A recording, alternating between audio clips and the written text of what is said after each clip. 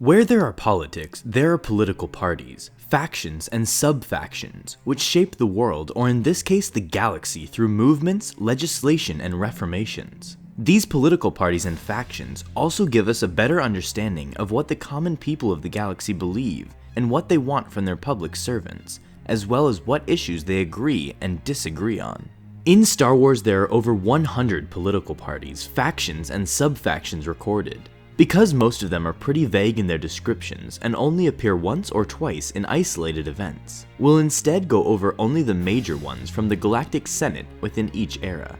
First, we have the main political factions during the Republic prior to the Separatist Crisis and eventual Clone Wars. The two major factions of this time were the Core faction and the Rim faction.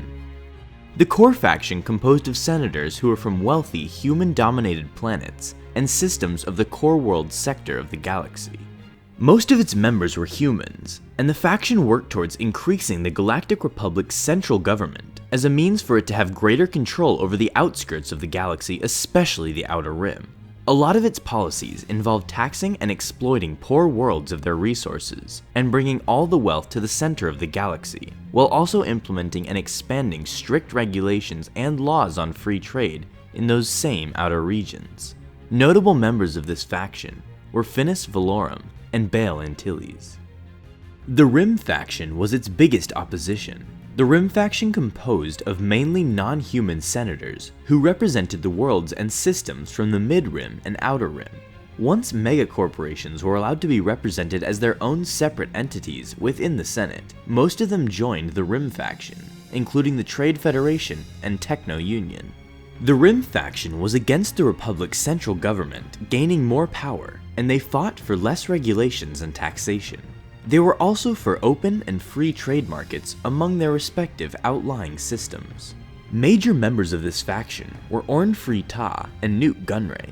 Actually, Palpatine was nominated by the Rim faction during his run for Supreme Chancellorship. Although he wasn't a part of their faction, Palpatine did side with them on many policies, due to Naboo being in the Mid-Rim. They picked him because he was independent and had the best chance of winning when compared to most of the other senators within the faction itself. But Palpatine only used the Rim faction as a means to gain power, as after he became Supreme Chancellor, he began to side more with the Core factions and their policies. When the Separatist Crisis started, many of the Rim faction's leaders and senators left the Republic and joined the forming Confederacy of Independent Systems. In response to the Rim faction's members leaving the Republic, a new faction was created called the Loyalists Committee. It included senators who were completely devoted in preserving the Republic, and wished to keep the galaxy united. Palpatine actually found this faction, promoting its creation as a means to combat corruption and forming peace talks with disgruntled senators who had left the Republic. However, he of course manipulated it instead to increase tensions between both sides, which helped accelerate the start of the Clone Wars. Bail Organa and Padme Amidala were notable members of this faction. We also have the smaller militarist faction within the Senate around this time. They were senators who supported the idea of the Republic rebuilding its army and navy, and for it to become a military power once again. Although originally they didn't have much support, they began to grow in size more and more once conflicts began to arise in the Outer Rim that the Jedi couldn't solve, as well as when they began to embrace humanist superiority ideals. They were one of the biggest supporters of the Military Creation Act, which created the Grand Army of the Republic and authorized the use of the Clone Army. A notable member of the militarist faction was Ranulph Tarkin. During the Clone Wars, many new factions formed as a response to the ongoing galactic war. One of the major factions was the Council of Neutral Systems. They were senators and representatives who wished to have their worlds and systems be neutral in the conflict between the Republic and the Separatists during the Clone Wars. Over 1,500 star systems were a part of this organization, and it was led by Queen Satine of Mandalore.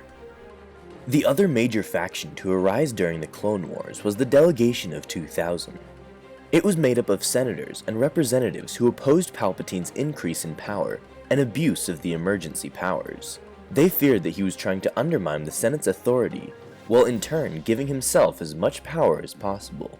They wished to protect the democratic elements of the Republic, and to return its state back to how it was before Palpatine took office. Notable members of this faction were Bail Organa, Mon Mothma, Jar Jar Binks, and Padme Amidala. Once the Empire formed, 63 members of the Delegation of 2000 were arrested for suspected treasonous actions, which resulted in half of its members to leave the faction out of fear. During the Empire's reign, the members of this faction were the biggest opponents of Emperor Palpatine, with some of them eventually forming the Rebel Alliance. In contrast to the Delegation of 2000, there was the New Order Party within the Imperial Senate, which consisted of senators that supported Emperor Palpatine and all of his actions. However, it was eventually disbanded, along with every other political faction and party, after the Imperial Senate was dissolved around 19 years after the Empire was created. In the new Star Wars trilogy, the New Republic is created after the fall of the Galactic Empire. With the New Republic came a new Galactic Senate, which had two major political factions, the centrists and the populists. The centrists advocated for the expansion of the New Republic's central government, and for a more connected galaxy. Many senators of this faction came from the wealthier worlds of the galaxy. They supported more funding for a New Republic military, and even defended the old Galactic Empire to some extent. Actually, there was a whole sub-faction of centrists that even admired the old Empire and wished to re-implement, in their words, the policies that actually worked from the old Empire. They even fought for the New Republic's military to look more like the Imperial military from the past, as a means to give it a greater image of power and unity. Despite their call for a more unified and connected galaxy, some centrists believed that individual planets should take more responsibility on fixing their own problems, and to not greatly depend on the New Republic's assistance for every little issue that they may have. They also supported free trade among worlds.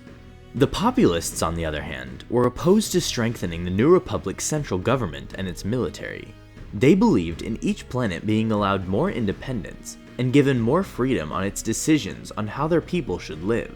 There was actually two extreme sub-factions within the populists. One sub-faction wanted to essentially make the entire Republic into a direct democracy by allowing the general public to directly vote on major decisions within the Senate, which would mean tens of trillions of citizens would be allowed to vote on a major Senate bill. The other sub-faction instead wanted to completely dissolve the Senate and give full sovereignty to all planets, giving them full independence and freedom to do as they pleased. Leia Organa was a major member of the populist faction, though she was not a member of either extreme sub-factions. However, her political career in the Senate was destroyed after it became public knowledge that she was related to Darth Vader. And those are the major political factions and parties of the Star Wars galaxy across the three main eras. Based on the summaries we gave of each faction, which would you guys most likely support? Let us know in the comments below. Thanks for watching this video. Be sure to subscribe for more videos like this one. And as always, may the Force be with you.